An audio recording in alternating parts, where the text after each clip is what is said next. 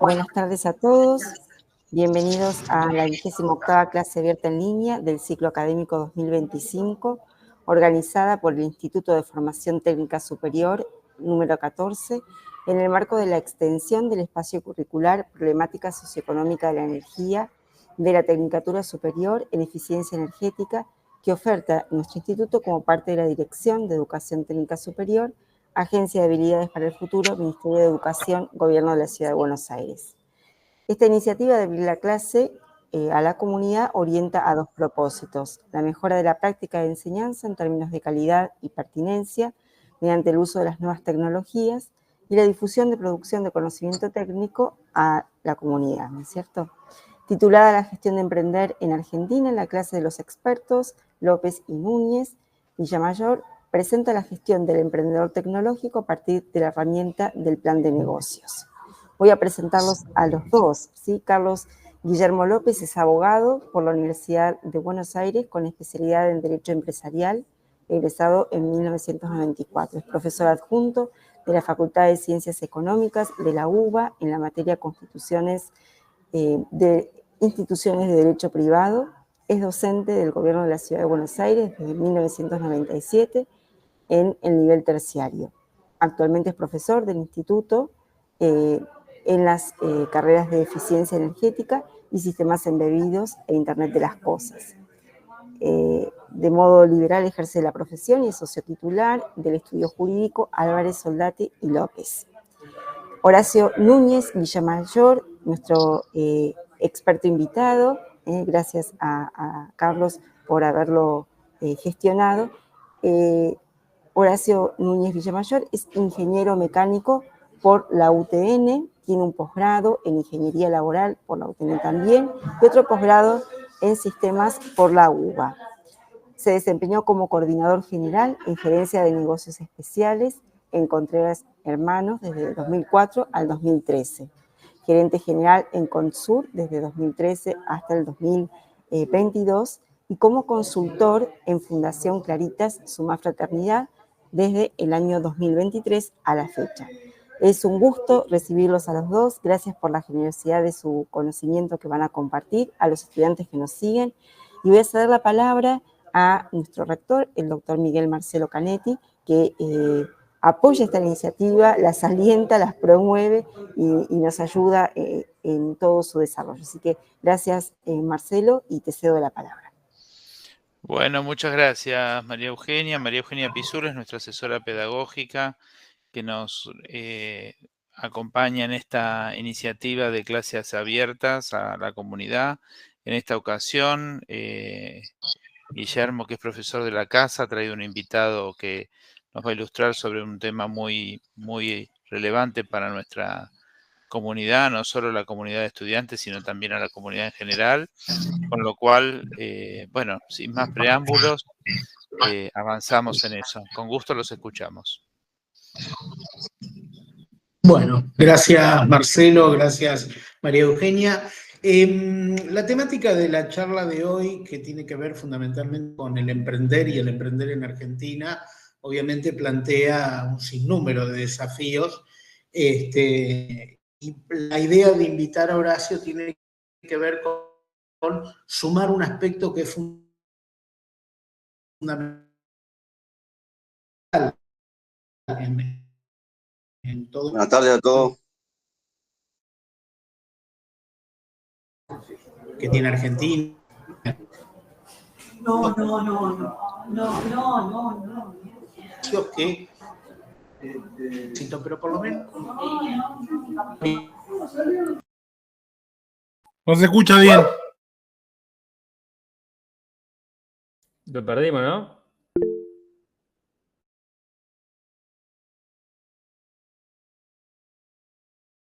Hola, Maurito. Hola, ¿todo bien? Sí, ya. Carlos, hay un problema de conexión,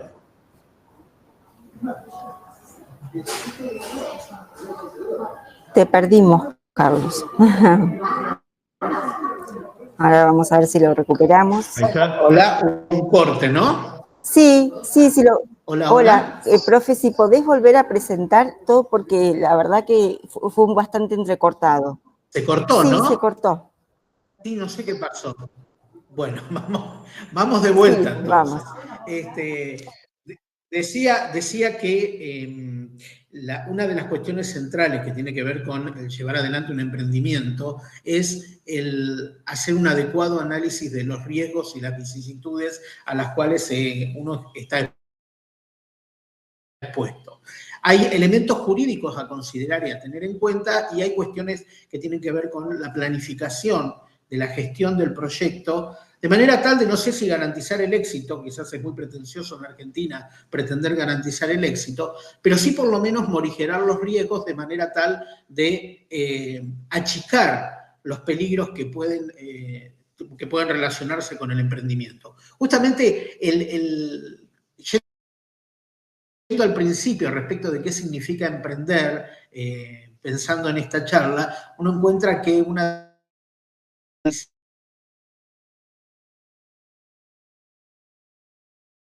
cometer y comenzar todo encierra cierta dificultad o peligro. Otra ver con emprender resoluciones de acciones dificultosas. O sea, ¿cómo? ¿Me escuchan ahí bien? Disculpen, sí, ¿soy yo o hay microcortes? ¿O es mi casa? No, se entrecorta, profe. Me están entrecortando, ¿qué problema? A ver, hasta hace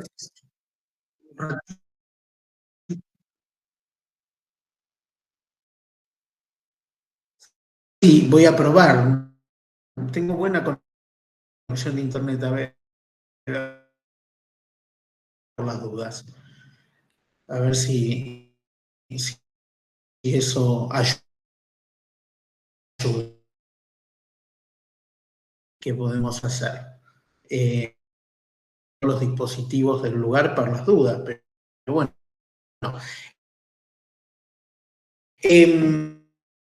Todo emprendimiento importa, en cierta medida, un riesgo y un peligro, y el poder con emprendimiento ayuda a morigerar o a disminuir esos riesgos y esas dificultades. Esta charla pretende un poco eso, es decir, acercar cierto conocimiento, ciertas nociones para saber que si tengo que realizar un emprendimiento debo considerar o tener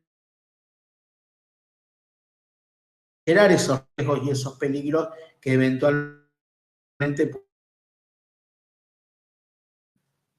Yendo ya a la cuestión jurídicos, lo primero que debemos plantear cuando vamos a llevar adelante una empresa es si ese emprendimiento lo vamos a hacer en forma individual o en forma colectiva.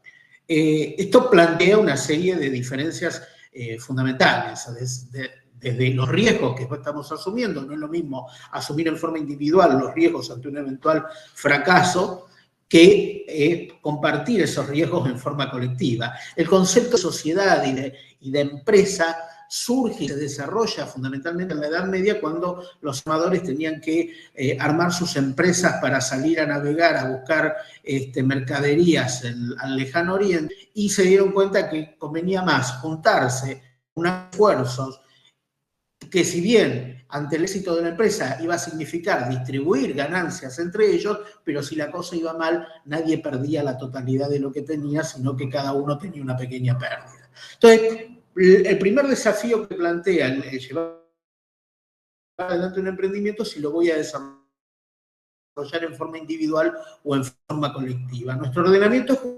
jurídico nos propone un montón del Código Civil y Comercial y de la Ley de Sociedades, y hoy por hoy podemos constituir sociedades en forma unipersonal, cosa que hasta hace unos 10 años no era posible. Con la última reforma del 2015, sí la posibilidad de que algunos tipos societarios pueden ser unipersonales. Pero también hay distintos grados de desarrollo en la estructura que voy a llevar adelante para acometer el emprendimiento. Puedo hacerlo en forma individual, como dije antes, a través de lo que es la actuación de un emprendedor individual, que puede ser un simple empresario, sin la necesidad de constituir una sociedad, o incluso puede hacerlo en forma individual constituyendo una sociedad. Si lo hacemos en forma colectiva, estamos claramente hablando de la posibilidad de una asociación o de una sociedad, lo cual supone obviamente elegir los socios, lo cual es un gran desafío, con quién voy a compartir el proyecto, con quién voy a tener que discutir y consensuar todos los pormenores del emprendimiento que llevamos adelante. Esto implica obviamente que hay acuerdos, debe haber una manifestación de la voluntad concurrente de quienes participan, debe haber una formación de capital en el aporte de dinero que voy a realizar o de otro tipo de bienes para llevar adelante la empresa y plantear seriamente y claramente cuáles son los objetivos y las reglas de funcionamiento para poder actuar. En ese derrotero, en esa inteligencia, contamos con un montón de elementos a tener en cuenta. Una de las cuestiones es discriminar esta idea de empresa y empresario y empresa y sociedad. Una cosa es la empresa y otra cosa es la constitución de una sociedad. La empresa supone la organización de una serie de factores tendientes a la producción de bienes y servicios. No necesariamente la existencia de una empresa supone la existencia de una sociedad o de una persona jurídica o de un sujeto de derecho. Con lo cual yo perfectamente puedo reunirme con otras personas, poner dinero, organizarnos en un determinado emprendimiento sin que ello genere el nacimiento de un nuevo sujeto de derecho o de una sociedad. Si por el contrario tengo la empresa, tengo una estructura organizada, pero quiero dar un paso más allá desde lo organizacional, en el sentido de adoptar algún tipo de forma jurídica que nos pueda proteger, que pueda limitar la responsabilidad, bueno, voy a poder utilizar las distintas herramientas que nos da el derecho. En la relación empresa-sociedad, lo primero que debemos tener en claro es que no toda empresa supone la existencia de una sociedad, mientras que toda sociedad tiene implícita dentro de sí una empresa. Eso sin lugar a dudas. Para tener en claro, cuando uno habla de la existencia de una sociedad, debe pensar en que estamos hablando de una o más personas, porque se admite la sociedad unipersonal, que en forma organizada elige uno de los tipos previstos en la ley para realizar aportes, aplicarlos a la producción de bienes y servicios y participar de las pérdidas y participar de las ganancias y soportar las pérdidas. Esta es fundamentalmente la definición que el artículo 1 de la Ley de Sociedades da para lo que es una sociedad. Y a partir de ahí se va a empezar a desarrollar las distintas alternativas y los distintos tipos societarios que el ordenamiento jurídico nos da de manera tal de poder llevar adelante el emprendimiento. La realidad jurídica argentina nos ofrece distintas alternativas asociativas, algunas más complejas, otras menos complejas, pero al momento de llevar adelante un emprendimiento tengo que asesorarme porque hay muchas alternativas a considerar y a tener en cuenta. ¿Me están escuchando bien? ¿Terminaron los microcortes o me tengo que preocupar? No, muy bien, mejoró. Bueno, era un problema de la cámara. Entonces. Respecto de las distintas alternativas asociativas, contratos asociativos en los cuales no surge una nueva persona jurídica ni se constituye una sociedad, pero hay un acuerdo de voluntades entre partes tendientes al desarrollo de un determinado negocio. Esto puede ser más o menos largo o corto en el tiempo, de acuerdo a lo que las partes libremente puedan considerar en ese acuerdo. Lo importante de un contrato asociativo es instrumentarlo por escrito en todos estos tipos de acuerdos. Es fundamental instrumentarlo por escrito para poder demostrar su existencia y para tener en claro cuáles son las reglas internas de funcionamiento. Otra posibilidad que tenemos, ya superando lo que son los contratos asociativos, está dado por las sociedades regulares, que son las sociedades previstas en la ley 19.550, en la Ley General de Sociedades, que ahora vamos a mencionar rápidamente. Y también tenemos una ley, la 27.349, que crea una nueva figura societaria, que es la más moderna de todas, la más nueva, puede crear por medios electrónicos, rápidamente de alguna característica, que es la llamada SAS, la Sociedad por Acciones Simplificadas. Además de estas alternativas, las sociedades regulares de la 19.550, las SAS de la 27.349, tenemos las sociedades no constituidas, reconoce carácter de persona jurídica y que es una alternativa bastante accesible desde lo económico y desde la estructura como para llevar adelante. Vienen a reemplazar, por ahí, las viejas sociedades de hecho o sociedades irregulares. Antes de la reforma, la 1950 un poco las castigaba este tipo de sociedades. La nueva ley de sociedades les da un estatus un poco más preeminente y no las discrimina, por decirlo de alguna manera. Y es una alternativa válida, que después les voy a hacer algunos comentarios. Fuera del ámbito societario podemos encontrar las cooperativas de la ley 20.337, que la cooperativa es probablemente uno de los tipos de estructura jurídica que más puede diversificar en sus objetivos. Hay cooperativas de consumo, de ahorro, de la comercialización de todo tipo de productos, y también las cooperativas de trabajo, que muchas veces sirven como instrumento para canalizar el trabajo de las personas a través de una asociación.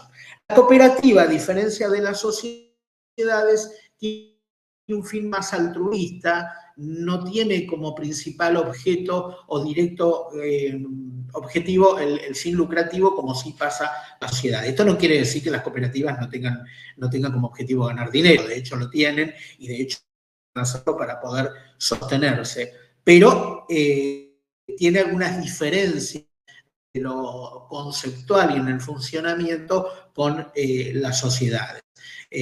La sociedad, el objetivo primordial es ganar dinero y todo está relacionado y direccionado a cumplir con ese objetivo, el cumplimiento de un objeto obviamente listo y posible. Y después tenemos también las asociaciones civiles y fundaciones que claramente tienen un fin altruista y el objetivo no es ganar dinero, sino que es brindar un beneficio directo a los asociados y a las fundaciones. Lo importante de este panorama es tener en claro que hay distintas alternativas. Yo tengo que plantearme ante un emprendimiento qué es lo que quiero. Quiero ganar dinero, lo quiero hacer solo, lo quiero hacer con otra gente. ¿Qué alternativas intermedias tengo? ¿Qué grado de responsabilidad me va a generar cada una de estas figuras? Lo mejor es asesorarse para el emprendimiento.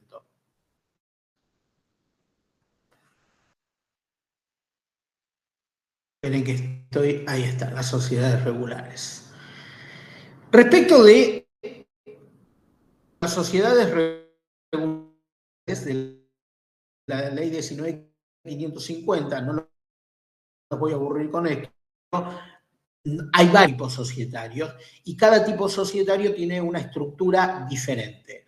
Tenemos la cooperativa, la sociedad en comandita simple, la sociedad de capital libre, la SRL, que es muy conocida, la sociedad anónima, que es más conocida todavía, y la sociedad en comandita por acciones. Las tres primeras son sociedades en las cuales tienen una estructura muy básica.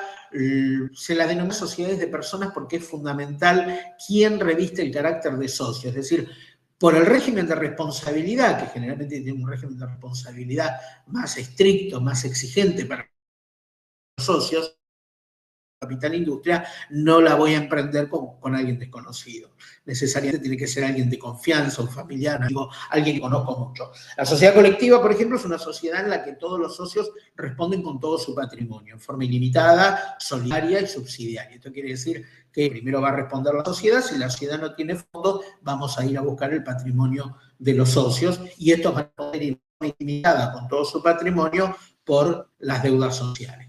Obviamente esto muchas veces va a desalentar la posibilidad de llevar adelante una sociedad colectiva por los riesgos que implica. Y si quiero llevar adelante una sociedad colectiva, obviamente va a tener que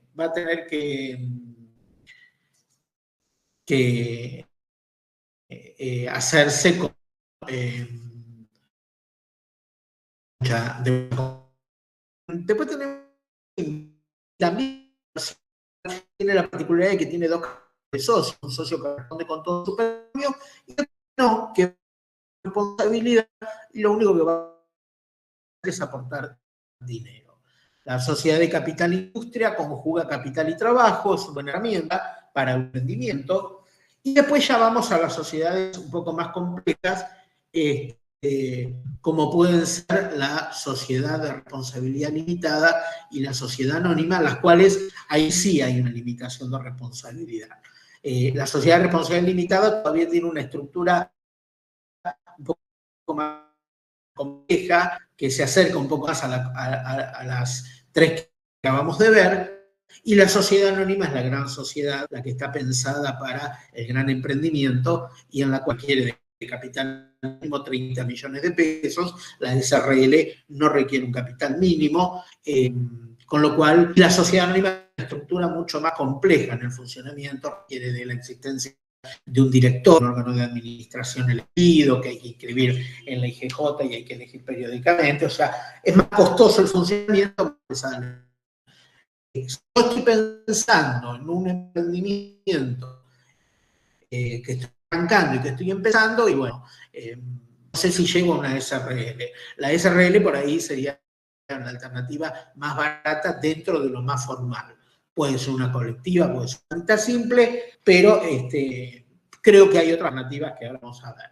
Y por último tenemos la sociedad en comandita por acciones dentro de los tipos previstos en la ley, que lo que hace es mezclar elementos de la sociedad en comandita simple con elementos de la sociedad en comandita, de la sociedad anónima. Pero más o menos tiene mucho parecido con sociedad anónima y también tiene su complejidad en la estructura.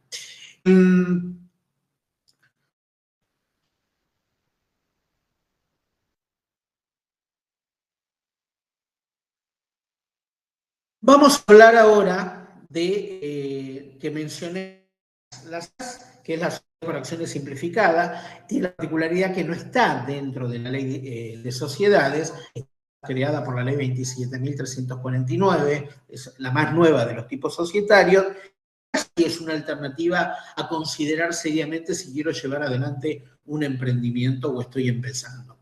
Por varias razones. Es barata porque es rápida de constituir, se puede constituir de forma digital a través de trámite a distancia, directamente se cargan los datos en un formulario, puede usar el modelo que propone el Registro Público de Comercio, la Inspección General de Justicia, que es donde se constituyen las sociedades, directamente completo el formulario, indicando quiénes son los socios, quién es el administrador titular, quién es el administrador suplente, cuál va a ser. Respecto del objeto, ya viene diseñado el objeto para todas las actividades posibles, completando todos esos datos, pagando el arancel en más o menos una semana, y esto es real, o sea, las últimas que hemos constituido en el estudio han demorado una semana, tenemos una nueva sociedad ya con quit asignado para poder funcionar. Se hace todo en forma digital, la presencialidad que se requiere es una vez que se presenta toda la información y se paga el arancel, dentro de las 48 o 72 horas nos dicen si está todo ok. Si está todo ok, podemos concurrir en forma de turno que se obtiene 24, 48 horas, y a partir de ahí 72 horas más nos dan el estatuto inscripto de la nueva sociedad. Es decir, que en una semana, 10 días como mucho, tenemos la sociedad constituida a un costo muy barato. Esta sociedad aparte tiene la ventaja de que es constituida por uno o más socios, con lo cual apuesta también a la unipersonalidad. Si yo quiero llevar adelante un emprendimiento y tener algún grado de cobertura o de seguridad jurídica, puedo perfectamente recurrir a la SAS y ni siquiera necesito andar buscando un solo, puedo hacer solo. Lo importante de esta sociedad es que tiene características similares a la SRL y hay una clara limitación de responsabilidad, con lo cual es un buen instrumento como para poder llevar adelante un emprendimiento de cualquier pero si estoy empezando a través de una SAS en forma mucho más económica. A veces la ventaja de constituir una sociedad tiene que ver con el hecho de poder tener una mejor presencia a nivel bancario, es decir, puedo acceder a alguna línea de crédito. Entonces, el ropaje de la existencia de una sociedad constituida me puede ayudar.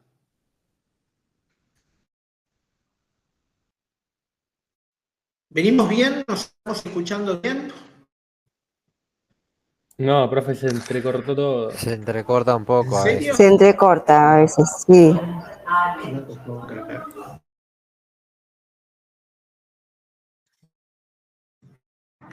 Qué barbaridad. Inventaron esta televisión. Déjenme revisar.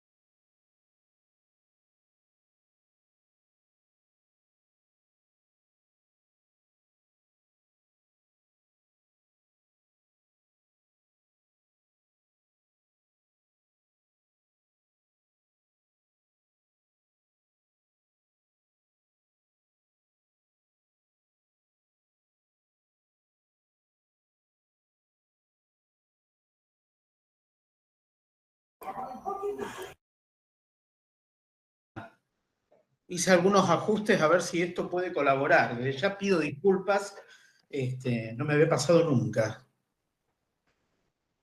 ¿Me escuchan bien ahí? Ahora sí, sí, Ahora me parece sí, mejor. profe, ahora sí. Sí, ahora sí. Bueno.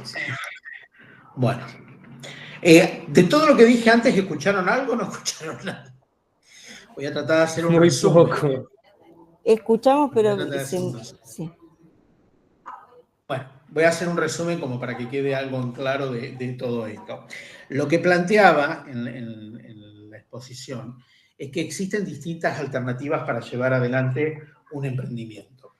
Lo primero que se plantea es que puedo llevar adelante un emprendimiento en forma individual o en forma colectiva. También puedo hacerlo con otra gente, con otras personas o en forma individual. Y hay distintos estamentos o distintos niveles en la estructura que puedo utilizar para llevar adelante un emprendimiento. Puedo hacer una empresa con un solo individuo o una empresa con un grupo de personas, o directamente puedo dar un paso más y conformar la existencia de una sociedad. La envergadura del emprendimiento es lo que va a tener que terminar definiendo hasta dónde quiero ir, porque la ventaja que uno tiene es que puede empezar por poquito e ir agregándole complejidad a la estructura que estoy montando. Puedo arrancar con una empresa individual, sin socios o con un socio, con una pequeña y básica organización, y si la cosa va bien, puedo recurrir a alguna de las alternativas jurídicas que me da el ordenamiento. Una de las cosas que dije, que no sé si me llegaron a escuchar, tiene que ver con cuáles son las alternativas jurídicas que tenemos para llevar adelante un emprendimiento. Podemos constituir sociedades. La ley 19.550 establece la existencia de distintos tipos societarios. Los tipos societarios de la ley son la sociedad colectiva, en comandita simple, de capital industria, la SRL, que es más conocida, y la sociedad anónima. Y aparte tenemos una ley que se dictó hace poco tiempo, la 27.349, que plantea la existencia de la sociedad por acciones simplificadas, la SAS.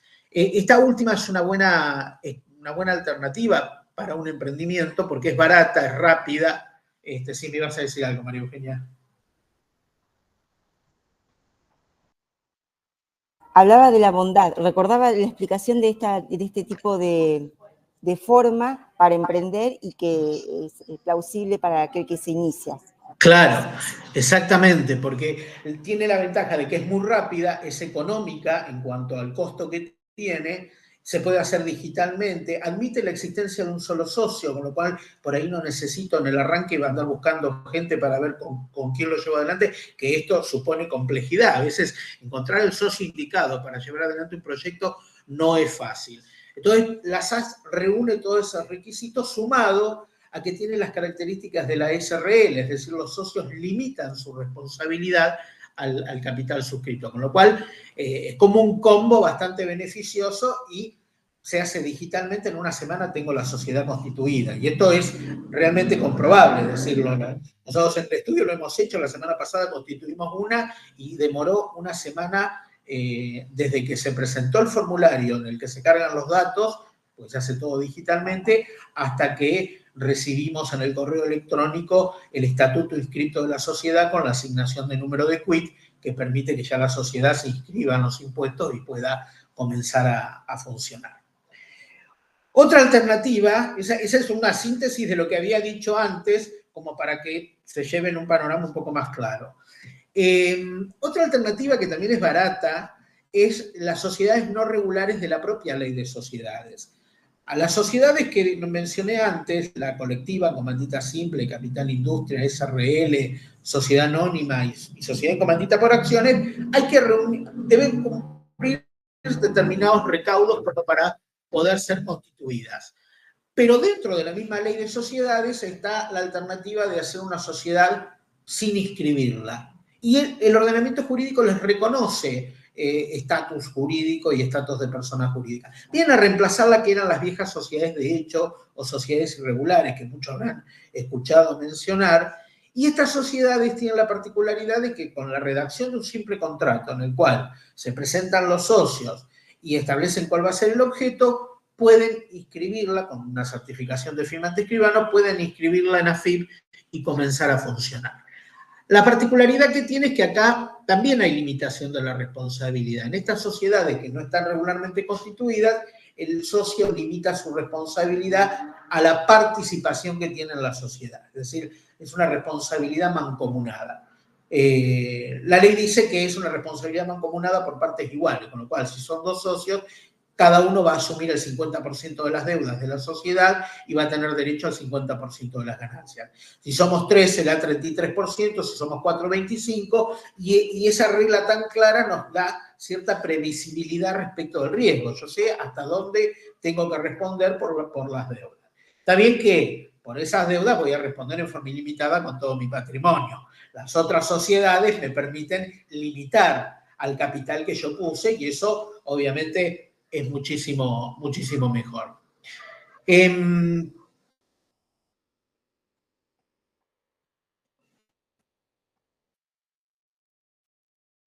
Después tenemos las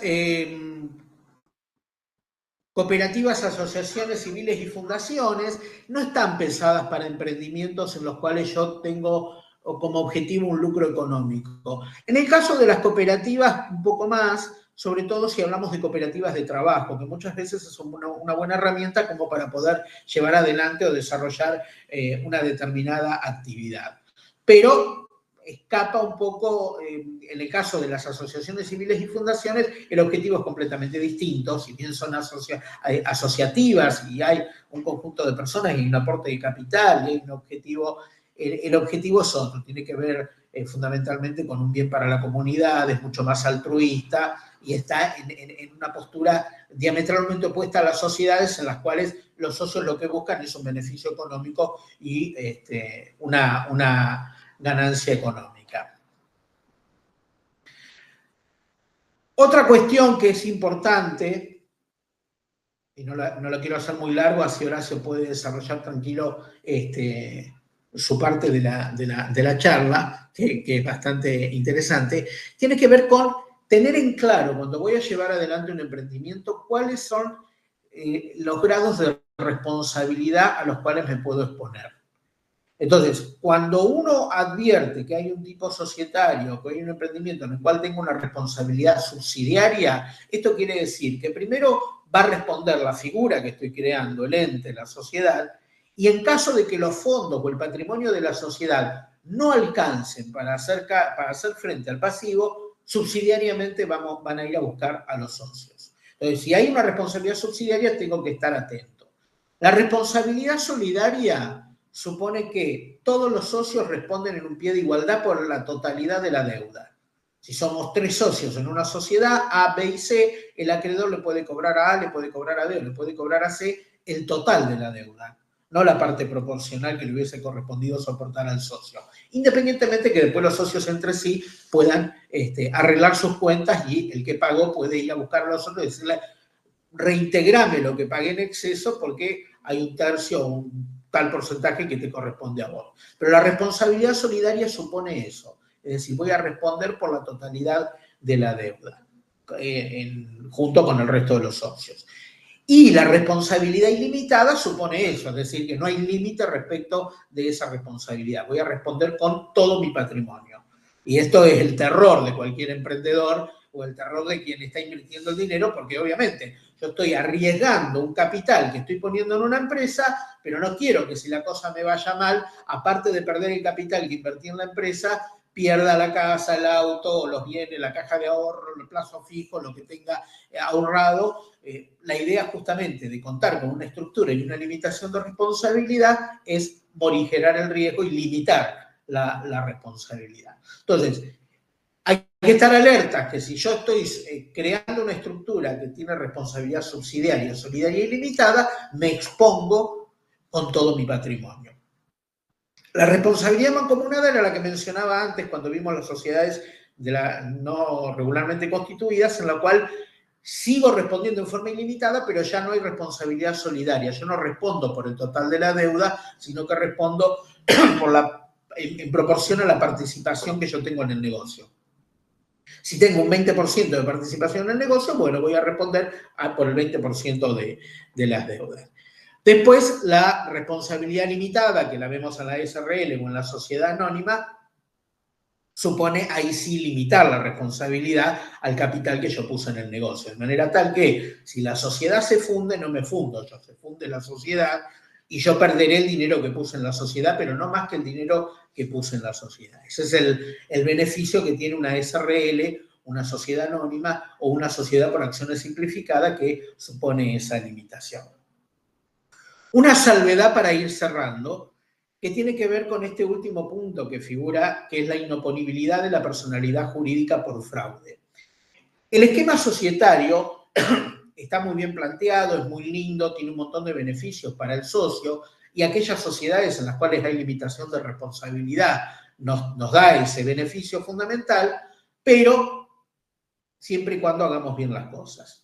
Si nosotros hacemos un mal uso de la figura societaria o usamos la figura societaria en fraude de los derechos de terceros, evadiendo impuestos, evadiendo derechos del trabajo o lo que fuera, hay diversos mecanismos en virtud del cual no importa que yo tenga limitación de la responsabilidad. Si opté fraudulentamente, la justicia me puede condenar solidariamente con la sociedad e irme a buscar a mi casa, mis bienes y demás, por más que yo tenga limitación de responsabilidad. Entonces, por más que yo esté escudado en una SRL, en una sociedad anónima o en una sociedad por acciones simplificada, si me mandé una macana y actué fraudulentamente, no puedo escudarme en esa figura de decir, no, momento, a mí no me pueden cobrar porque tengo una SRL. No, el juez me va a decir, sí, le puedo cobrar porque usted actuó en fraude a la ley. Hay un artículo, que es el artículo 54 de la Ley de Sociedades, que establece la inoponibilidad de la personalidad jurídica por fraude. Es decir, si usaste fraudulentamente la figura de la sociedad, no vas a poder escudarte en los beneficios de la limitación de responsabilidad. Con lo cual, tenemos que estar atentos a este escenario y a esta situación porque puede generar, obviamente, serios inconvenientes. Bueno, Horacio, espero que tengas mejor conectividad que yo. Vamos a ver cómo sale esto. Te cedo la palabra porque lo que Horacio va a hablar ahora, lo mío fue una introducción de aspectos jurídicos y demás, tiene que ver mucho más con la práctica y con cuestiones fundamentales de poder llevar exitosamente un negocio adelante, que a veces son elementos que no son considerados adecuadamente y que son fundamentales. La idea de planificar, no quiero spoilear nada, pero la idea de planificar, ordenar, pensar a futuro y tener en cuenta una ruta de lo que voy a hacer y lo que debo considerar es central. Yo muchas veces veo en la práctica, y con esto ya termino, que muchas veces la falta de ese estudio y de ese análisis termina haciendo frustrar emprendimientos, porque no consideraron, porque no tuvieron en cuenta, porque no se dieron cuenta de lo que podía pasar. No digo más nada, te escuchamos, Horacio. Bueno, muy bien. Espero que no hayan entrado en mucho pánico, ¿no? Con todo lo que le dijo Carlos. Yo como ingeniero, más que nada en los últimos años, ¿no? Por las cuestiones que tuve más trato con contadores y en abogados que los ingenieros mismos. Así que yo tengo cierto, digamos, training, ¿no? Que a veces cuando emprendedores o cuando empresas también, que es exactamente igual, se pueden hacer proyectos y todo, cuando entra el área jurídica, cuando entra el área contable, chao, ahí la cosa cambió y empiezan a aparecer todas estas cosas por suerte, ¿no? Como dice Carlos, lo importante es, dentro de lo posible, que uno pueda tener una prevención de esto. Bueno, vamos entonces para el tema nuestro. Si querés pasar la otra, Filmina. Bueno, muy bien. Desafío del emprendedor tecnológico. Ya digamos que el emprendedor ya es algo con una audacia y con un riesgo bastante bueno. El sector tecnológico ya es lo máximo, digamos. ¿Por qué?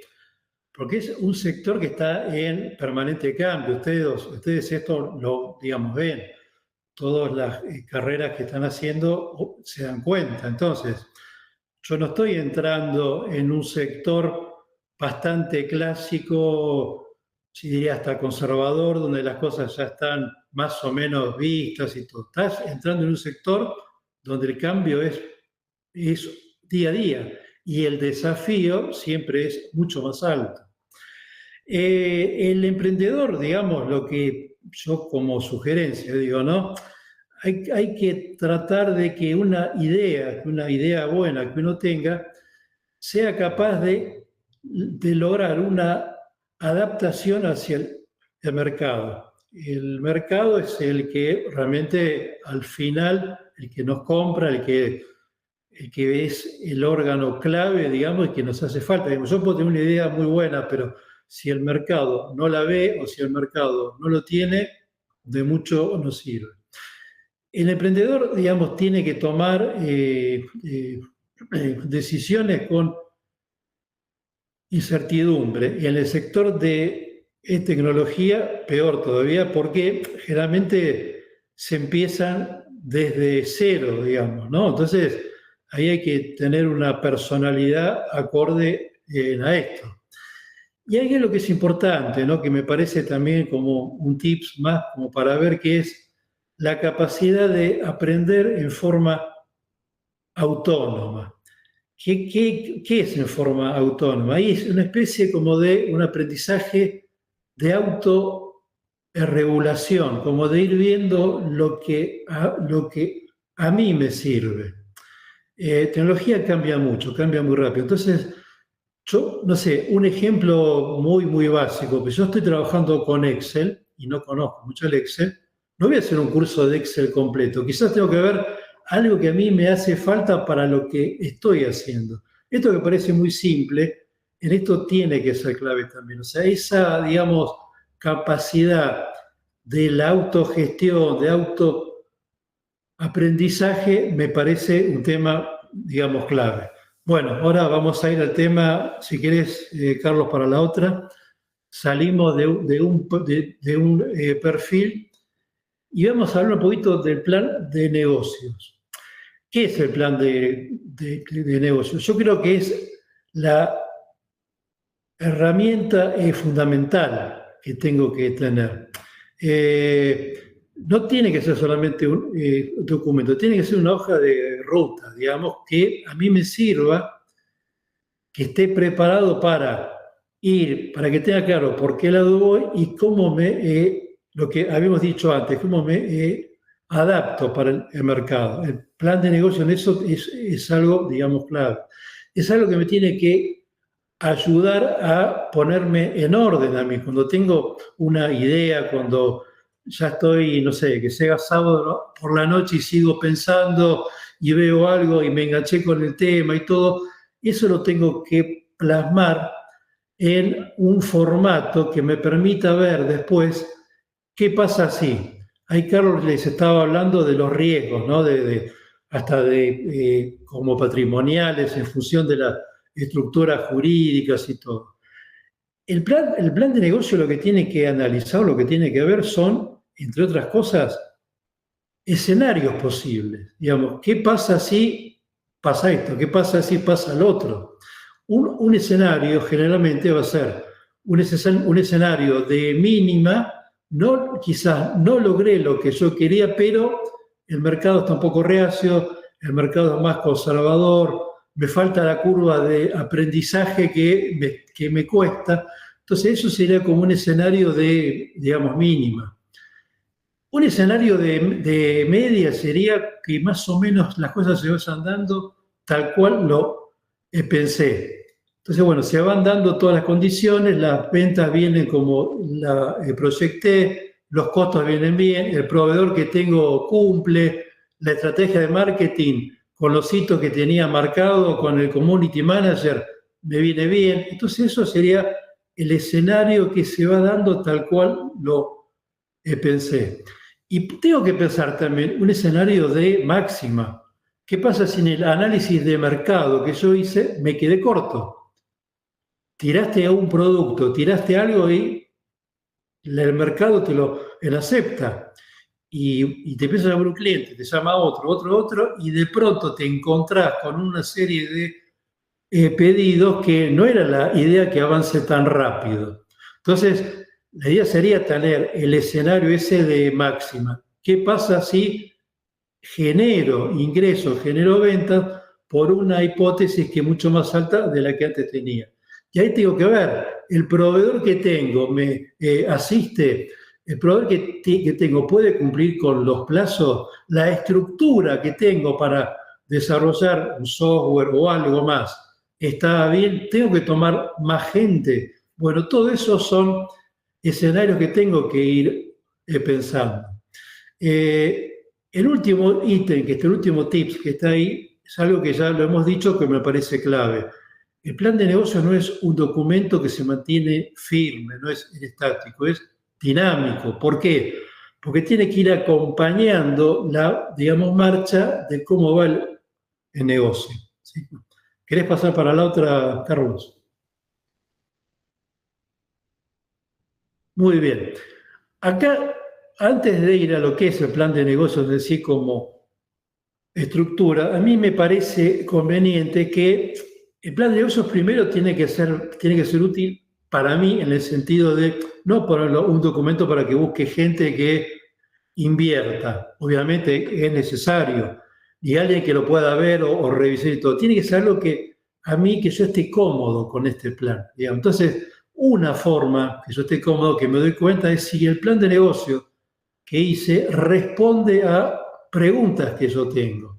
Por ejemplo, digo, bueno, este producto que estoy pensando, ¿me largo a hacerlo o no? ¿Lo lanzo o no? Bueno, lo que tendría que ver es revisar el análisis del mercado, a ver si lo hice bien, si el mercado yo considero que lo va a tomar.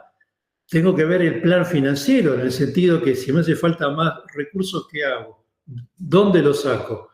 Son esas consultas que siempre uno tiene, que digo que el plan de negocio tiene que tener alguna respuesta en esto. El ítem que le sigue, digamos, ¿qué necesidad de financiamiento podría tener? Se vincula, obviamente, el plan de financiamiento. ¿Por qué? ¿Por qué me va a hacer falta más fondos? Y quizás porque el plan que tenía de inversión y de los gastos no es tanto como yo pensaba. Subieron las cosas, tuve un inconveniente o algo. O, por el otro lado, las proyecciones de ventas no, digamos, surgen como yo quiero. Bueno, ¿tengo más palanca como para seguir? Como un ejemplo. La otra tiene que estar más vinculado con el tema marketing, el tema ventas. ¿Cómo hago para atraer clientes? Todo negocio, o sea, cualquier cosa se basa en una venta. Si ahí la cosa está flojo, si no consigo hacerlo, el fracaso va a ser rápido, digamos. Bueno, vamos ahora para la otra, Carlos, así. Avanzamos. Acá sí vemos, digamos, los que son los componentes. Yo no sé si ustedes alguna vez han visto lo que es un plan de negocios, pero un plan de negocios es un documento que puede tener, por ejemplo, 30, 40, 50 páginas, que es contar cómo yo quiero hacer algo. Por ejemplo, una idea, cómo la llevo a la, digamos, práctica. Encaro un producto nuevo o algo. Todo plan de negocios, lo importante, todo es importante, pero es fundamental, las 2 o 3 primeras páginas que tenga un resumen concreto, en ejecutivo, que ahí diga qué quiero hacer, cómo lo voy a hacer, qué inversión me hace falta, qué riesgo, todo lo que tenga que ver lo comprimo ahí. ¿Por qué? Porque va a ser el elemento central cuando yo necesite buscar un inversor, cuando necesite socios. Si la persona que es socio, después de leer estas páginas, dice, esto quizás no es lo mío, o por ahora no, ahí, chao, soné. En cambio, se dice, me gusta esto, lo veo bien, ya le empieza a tomar el gusto, y esto hace que la continuidad del plan de negocios que lo pueda, digamos, leer. El punto que le sigue el capítulo en este índice muy así rápido, teórico, es contar un poco que la empresa, digamos, ¿qué es? Que si yo parto de una empresa que yo ya la tengo, plan de negocio puede estar dado por un producto nuevo, o puede ser el caso que es una empresa totalmente nueva. Todo lo que les comentaba antes, Carlos, de elegir un formato jurídico y a partir de eso hago todo. Bueno, en esto tengo que comentar esto, digamos, qué es, para qué la quiero, qué misión tengo, visión, valores que voy a tener. Son cosas que cualquier inversor que lo va a leer siempre. Después viene el tema del producto. ¿Qué hago? ¿Cómo lo hago? El servicio, ¿no? Lo que haga. Y ahí tengo que ser claro también qué alternativas tengo, qué, digamos, si variantes hay, si es un producto, de qué tipo es. Eso tiene que ser claro. El otro punto que le sigue para todo plan de negocios es el mercado. Que en eso, ahí sí, me parece que es lo que quizás para un emprendedor, quizás lo que le cuesta más con el tema financiero, son los 2 puntos que por ahí que tiene menos conocimiento, pero el mercado es clave. Ahí la ayuda de alguien con experiencia puede ser también un hito que hay que darle una importancia central, saber bien dónde me focalizo, cuál es el target que yo busco, qué comportamiento tenés con ese mercado. El otro punto que le sigue quizás para un emprendedor, no digo lo más fácil, pero es lo que conoce más, que es cómo voy a hacer las cosas. En el cómo tengo que armar una estructura, tengo que analizar bien con qué recursos cuento. Recursos hablo, puede ser recursos humanos, recursos de activos vinculados con equipos, puede ser recursos de hasta un software, una licencia, algún complemento que me haga falta que yo no tengo y que, bueno, tengo que poner a alguien y llegar a un acuerdo para que utilice parte de un software que a mí me hace falta. Entonces, todo eso lo tengo que tener claro y ver un poquito todo lo que tiene que ver con el cómo hago todas las cosas. El punto que le sigue es, una vez que analicé y voy viendo cómo lo armo, obviamente la estrategia de marketing y de ventas es un tema central. Ahí también tengo que buscarme, apoyarme en un community manager si el esfuerzo mío va a estar dado por las redes, o tengo que encontrar algún canal comercial donde le interese vender el producto que yo tengo, o lo hago por cuenta propia. Eso yo lo veo. Y tengo que proyectar muy bien las ventas, tengo que tener los pies en la tierra con eso, de etapas que tengo que ir viendo, ¿sí? Todo esto que les dije antes se culmina y es el input, digamos, que me hace falta para el plan financiero. El plan financiero no es más que un flujo de fondos donde hay una parte ingresos que yo tengo, que es la proyección de las ventas. O sea, cada producto, cada servicio que hago va a tener un, digamos, precio. La cantidad de ese producto por ese precio va a ser la venta. Bueno, todo eso tengo que verlo. ¿Qué política de descuentos tengo? Si voy a hacer en una primera instancia una campaña con un precio promocional. Todo eso me va a hacer falta para una proyección. El escenario, digamos, de el tiempo que yo tengo para este plan, para este flujo de fondos, también es un tema clave. El plan de negocio va a tener un horizonte puede ser 5 años o puede ser 30 años. A mí me tocó hacer planes de negocio muy cortos, vinculados justamente con temas de tecnología, donde la inversión hay que recuperarla rápido, donde yo pego acá porque acá la vi y tengo una beta y lo hice. Bueno, y hay un recupero rápido y la vida útil de las cosas tecnológicas realmente es muy corta. Distinto es si es una inversión, por ejemplo, que tiene que ver con una concesión vial, que ahí sí puedo hacer un flujo de fondos que son 30 años, donde hay una inversión los 2-3 primeros años muy fuerte y recupero en función de, por ejemplo, un peaje. Entonces, cada sector, cada negocio tiene el horizonte que me hace falta. En el caso de la tecnología, obviamente van a ser plazos muy cortos. Van a ser 5 años y hasta incluso pueden ser 3. ¿Sí? El plan financiero va a tener ese flujo de fondo, va a tener el segundo componente, una vez que hice todos los ingresos, que es todo lo que son los costos, los gastos, inversiones que a mí me hace falta. Yo generalmente la sugerencia es separar los costos directos que tienen que ver con el producto. Yo voy a hacer algo, servicio o algo, donde el costo directo, ¿cuál es? El costo directo va a ser la mano de obra, el personal que me va a hacer falta, va a ser toda la logística que me va a hacer falta, va a ser si necesito alguna materia prima, un insumo, tengo que comprar, no sé, una placa gráfica, lo que haga falta. Esos son todos costos directos. ¿Qué los tengo cuando hago el producto o el servicio? Si no lo hago, no los tengo. Y después están el otro grupo de costos indirectos, que son los costos que tengo siempre. Si yo estoy en una oficina y voy a tener costos de, por ejemplo, de alquiler, costos de luz, voy a tener que pagar en impuestos. Si tengo personal, o yo, digamos, mismo, que cobro un sueldo de esto, esos son costos fijos, que venda o no, o haga o no las cosas que las tengo siempre. Entonces, esa es la otra parte, es el otro gran bloque que el flujo de fondos le hace falta. Y el último bloque es de inversión. ¿Qué capital a mí me hace falta en bienes? ¿Qué activo tengo que tener? Por ejemplo, pueden ser computadoras, puede ser la instalación de una red, puede ser un server, puede ser cualquier cosa que a mí me haga falta. Con todo eso armo el flujo y voy a hacerlo. Por ejemplo, voy a tener los 2 primeros años, lo puedo hacer por cada mes, que es el lanzamiento que tengo, y por ejemplo, a partir del segundo año lo puedo hacer cada 3 meses. Entonces, con ese flujo voy viendo los saldos que me quedan, qué negativo tengo y cómo lo financio, cómo apalanco este plan, digamos.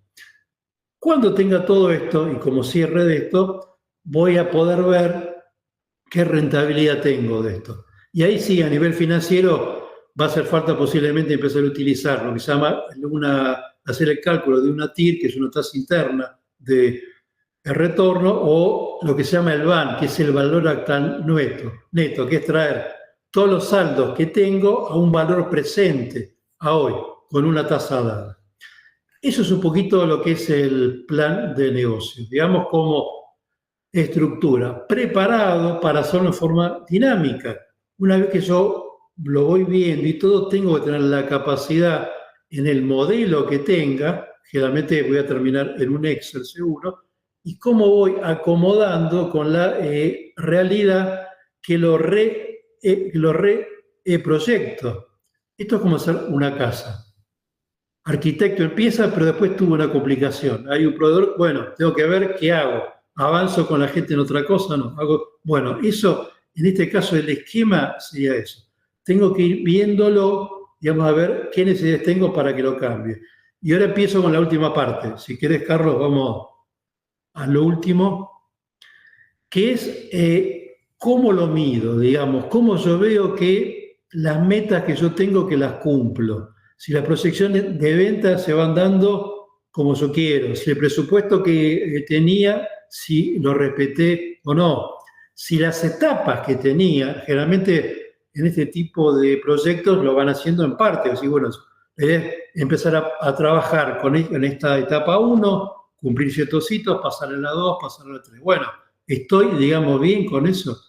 Este tipo de interrogantes, la respuesta es tener un tablero de control. Vamos para la otra filmina, Carlos. ¿Qué es un tablero de control? Para mí lo más gráfico es un GPS, que es donde a mí me muestra de dónde partí, cómo voy, cómo estoy yendo. Estás en un auto, por ejemplo, vos ves que la ruta se puso roja y ves el GPS te dice, va ese camino correcto, pero hoy hay más tráfico que de costumbre, bueno, seguí. O no, o tome la segunda cuadra para la derecha. Bueno, eso es lo que esto tengo que verlo en esa forma, porque yo quiero llegar a un punto. Entonces, un tablero de control me da en información que me permite monitorear datos. ¿Cómo lo voy a hacer? Y generalmente se usan gráficos y generalmente se usan tablas. Un gráfico puede ser curva, puede ser tablas, que digo, bueno, si es con un gráfico pensaba llegar a un punto y estoy acá, me falta esto. O hay gente que, por ejemplo, usa semáforo verde, semáforo amarillo, semáforo rojo. Por ejemplo, si tengo 10 variables que yo mido, ¿no? 10 métricas, 10 en indicadores. Entonces, bueno, las que están en verde, está todo bien. Las que están en amarillo, ahí me preocupo. Y las que estoy en rojo, me zambullo. Me meto de lleno y trato de ver cómo lo sigo. Estos KPI, estas métricas, generalmente, como último, se hacen con indicadores de 3 grupos. Estratégicos, que son los que generalmente maneja o un directorio, o un gerente general, o un dueño de una pyme. Generalmente están en operativo, que se vincula justamente cómo voy con los tiempos, cómo voy con los costos, con los proveedores, con estructura, con el personal y todo. Y obviamente tema financiero.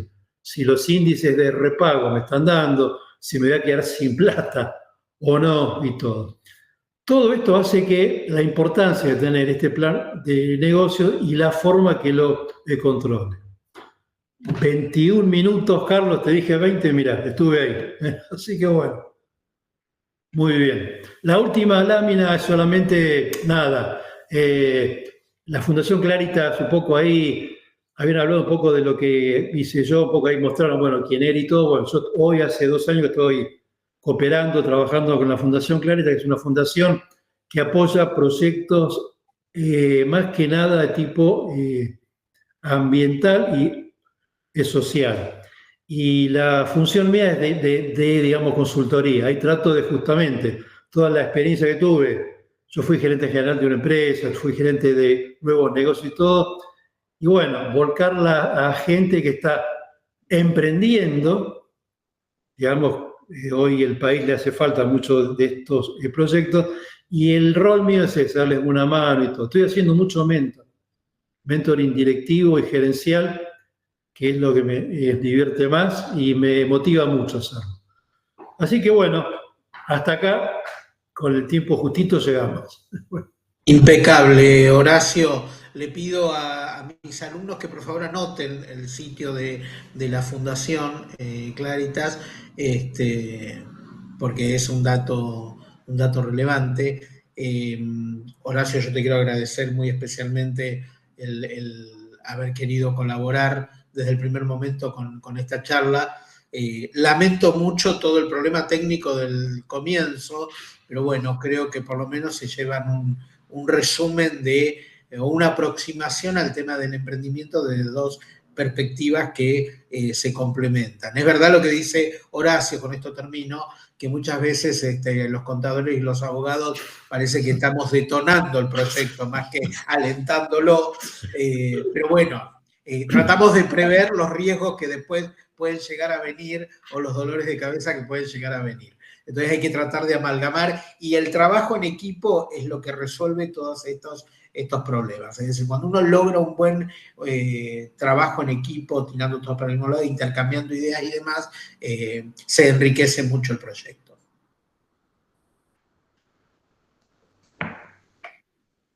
Con esto estamos, María Eugenia. Excelente. No sé si hay alguna pregunta, comentario, pero de mi parte... Yo les quería hacer una pregunta. Sí, Mauro. Porque siento que me la pueden contestar ambos con diferentes puntos de vista. Yo arranco mi emprendimiento monotributista, me empieza a ir relativamente bien y ya paso a estar, o ya paso a ser autónomo. De autónomo empiezo a vender más mi servicio de instalador y empiezo a vender mi servicio también como vendedor. Ahí, ¿yo ya puedo pasar de autónomo a una SRL? En realidad podés hacerlo en cualquier momento, es decir, una cosa es tu condición fiscal y otra cosa es la estructura que vos le das a tu emprendimiento. Vos podés ser, obviamente, si vos integrás una sociedad, después vas a tener que hablar con el contador para ver cuál es tu perfil fiscal de acuerdo a las ganancias que estás obteniendo dentro de la sociedad. Si vos lo haces en forma individual, vas a tener ese escaloncito que estabas planteando, es decir, arranco como monotributista y en algún momento puedo ser responsable inscrito de acuerdo al índice de facturación o el volumen de facturación que tengan. Eso no es incompatible con la estructura que vos puedas darle al proyecto, y perfectamente podés ser monotributista y en un momento determinado sos socio de la SRL y bueno, se verá si de acuerdo a las ganancias que la SRL te da, tu condición fiscal se modifica. Pero son dos planos distintos, digamos. Una es tu condición fiscal y otra cosa es la estructura jurídica que decidís utilizar para llevar adelante tu emprendimiento. Nos está faltando Marcelo, que es el contador, para ver los aspectos fiscales. Pero bueno. Iba a terciar en el punto. ¿Te das cuenta? Ahí yo me detengo, Mauro, y te pregunto, ¿con qué objeto querés crear una SRL? Porque en definitiva, ¿es porque tenés socios? No, pero por ejemplo, lo planteo así. Nosotros, viste que el título nos va a dar la incumbencia y yo empiezo a instalar paneles solares, por ejemplo. Entonces, yo en mi AFIP o en mi monotributo empiezo a tener mi categoría como instalador, que es la que tengo actualmente como instalador electricista. Empiezo a tener volumen y empiezo a hacer grandes instalaciones, por lo cual también, además de ofrecer o vender mi servicio como instalador, también vendo el equipo. Okay. Entonces, ahí es donde, si es yo ya empezando como instalador, después vendiendo un producto en sí, ahí esa era mi duda de si se podía pasar de monotributista a tener una SRL y poder hacer todo junto. La actividad no exige que vos estés individualmente o estés en una SRL, pero el sentido de tener una sociedad o transformarte en una sociedad es porque tenés un socio, es porque lo haces con alguien más. Si no, ¿con qué objetivo harías una sociedad? ¿Me explico? Podés ser una persona humana, tiene ventajas fiscales también mantener la actividad como persona humana individualmente. ¿Me explico? Es decir, no es indispensable que vos seas vendedor como SRL. Podés ser... No, yo lo decía por SAS. Viste, por el SAS, por la ley 27.349. Sí, también, pero tiene sentido cuando tenés con quién conformarla la sociedad. La palabra sociedad, ahí está, lo dejo al abogado porque tiene más sentido que lo explique él, pero el sentido de que haya una sociedad es que lo hagas porque hay otro socio con el que haces la actividad. Claro. El volumen del negocio no te va a definir que tengas forma que jurídica. usar, claro, que tengas que recurrir a una forma jurídica. Generalmente se recurre a una forma jurídica por otras motivaciones, o porque tenés socios, entonces necesitas darle una forma jurídica a esa unión que tenés con otras personas, o a veces por alguna cuestión de querer limitar la responsabilidad, un poco lo que hablábamos antes, es decir, no poner en riesgo todo tu patrimonio, no ser vos el único frente del negocio. Pero en cuanto al volumen económico, no es que porque te fueron bien las cosas, ganaste más dinero, te estás expandiendo, necesitas constituir una sociedad. Eso lo decidís si querés hacerlo. Hay emprendedores o empresarios individuales que se manejan en forma individual y el volumen de facturación que tienen es altísimo. También serán responsables inscriptos y no por eso constituyen una sociedad. A veces hay como un decantar natural de acuerdo a que voy expandiéndome y demás, pero generalmente tiene que ver con lo que decía Marcelo, es decir, voy sumando gente, me voy asociando o necesito hacer algún contrato asociativo, pero no hay una exigencia puntual. Incluso podés hacer contratos asociativos en forma de persona humana, en forma individual, no necesitas de una sociedad. Ah, ok, muchísimas gracias. Incluso fiscalmente tenés ventajas por mantenerte como persona humana en vez de darle una figura societaria. Pero yo, perdón, que me Adelante, meta en temas claro. que por ahí no, pero bueno. Bien. Lo que dice Mauro me parece que está pensando más, y me encanta el pensamiento ese de la, digamos, proyección. ¿Por qué? Porque si a vos te empieza a ir bien, te va a hacer falta gente, va a hacer falta que colabore con más gente.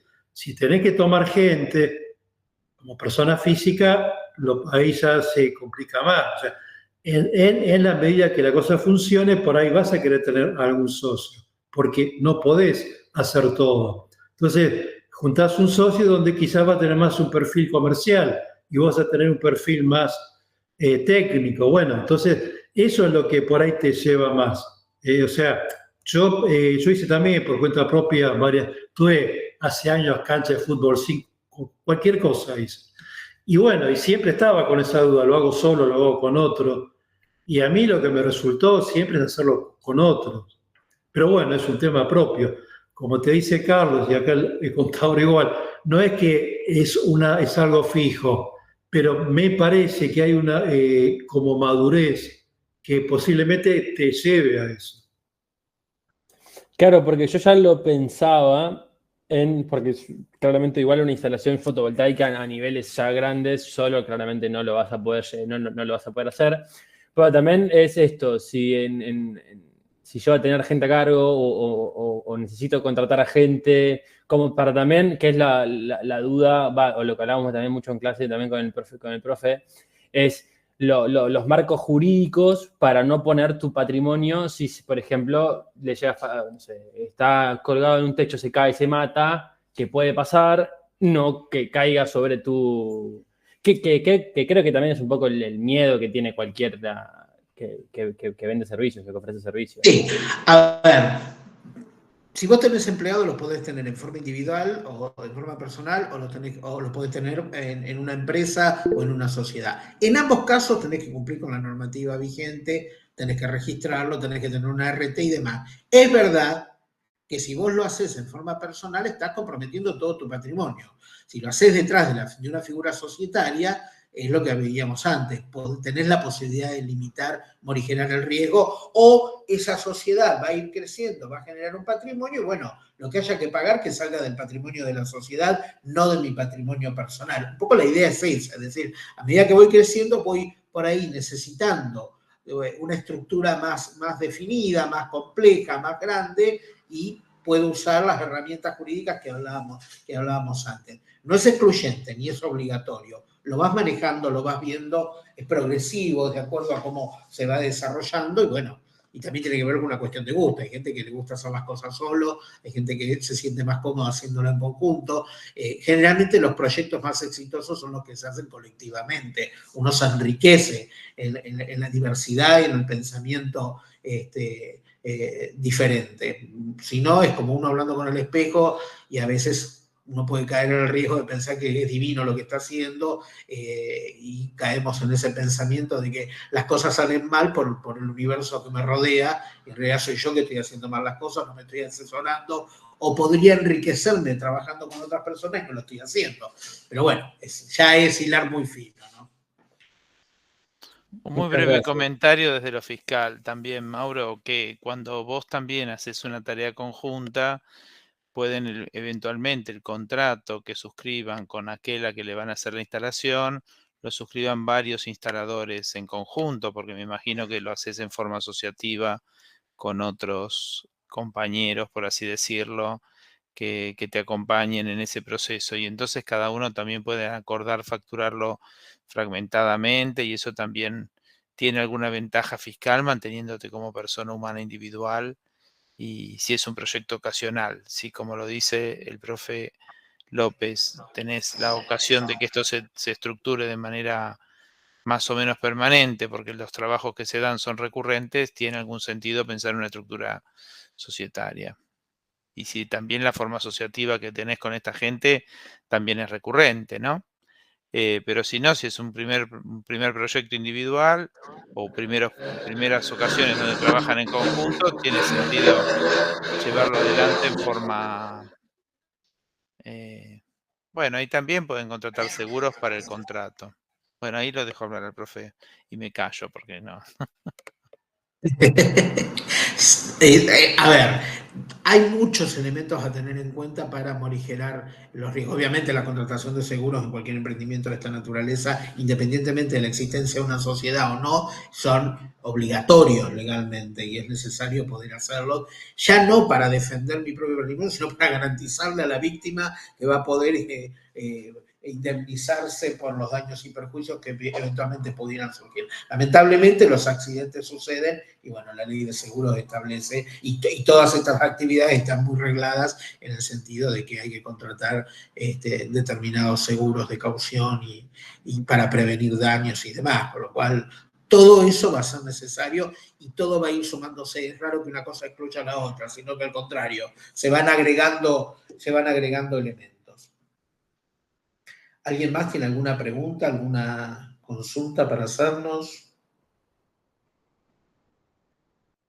Martín estaba preguntando por el tema de los seguros, que era un poco lo que estábamos hablando. No sé si respondió Martín tu consulta, lo que estábamos hablando. Y me refería por ahí que si hay más ventaja por ahí en el tema seguros, formando una sociedad o no, o es lo mismo. No, en realidad, generalmente es lo mismo. Lo que vas a tener que encontrar es el formato de seguro, eso te lo va a informar la compañía de seguro, de acuerdo al riesgo que vos quieras cubrir. Después lo podés hacer en forma individual o lo podés hacer desde la perspectiva de la empresa o de la sociedad. En ese sentido, la ley no discrimina, es decir, llevas adelante un emprendimiento, tendrás que contratar los seguros que la normativa te exigen. No es que vas a tener una ventaja especial por ser una sociedad o no ser una sociedad. Obviamente, si sos una empresa que estás montada como empresa y que tenés una dimensión de trabajo determinado y tenés que hacer una línea de contratación de seguros de una determinada envergadura, probablemente la diferencia que puedas tener es que al ser un cliente fidelizado puedas tener ventajas económicas o financieras en la contratación de una cartera de seguros ya diseñada para tu empresa. Que es diferente de ir individualmente a contratar el seguro por cada uno de los emprendimientos o desarrollos que voy a hacer. En ese sentido, sí, puede evaluarse en el caso concreto.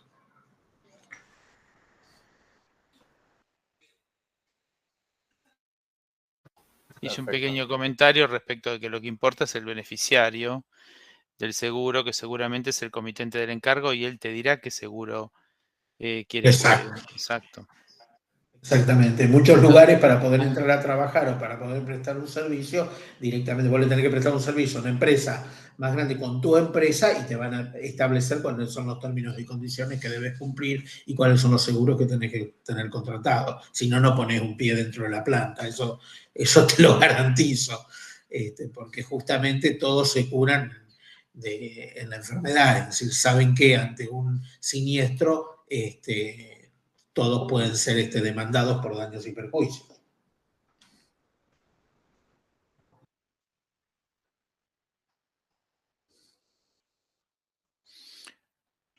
Bueno, parece oportuno, si no tenemos más preguntas y en honor al tiempo que ya transcurrió, y al ingeniero que generosamente nos dio su tiempo y su recorrido, que parece más que ingeniero, ya profesional en ciencias económicas por todo lo que comentó.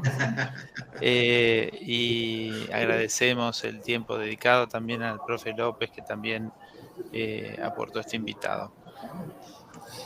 María Eugenia. Bueno, muy bien, muchísimas gracias también por el intercambio con los estudiantes. Esta generosidad, ingeniero Horacio, contamos también para poder encontrarnos en el 2026 y esto, ¿no? Esta consultoría y usted que desarrolla también para animar a los estudiantes a explorar, a buscar, a estar atentos a otras oportunidades, formas de pensar y de buscar soluciones.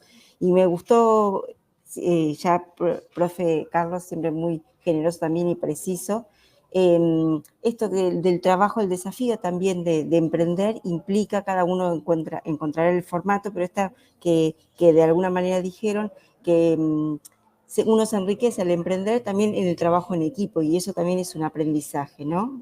Podemos decir un aprendizaje a lo largo de toda la vida, ¿no? Uno se va encontrando en entornos que lo van desafiando y siempre el proceso y el término de lo que uno busca puede ser mucho más enriquecedor, ¿no? En términos también humanos. Así que bueno, muchas gracias a todos. Los estamos encontrando en la próxima clase abierta. Buena noche. Gracias nuevamente. Muy amable.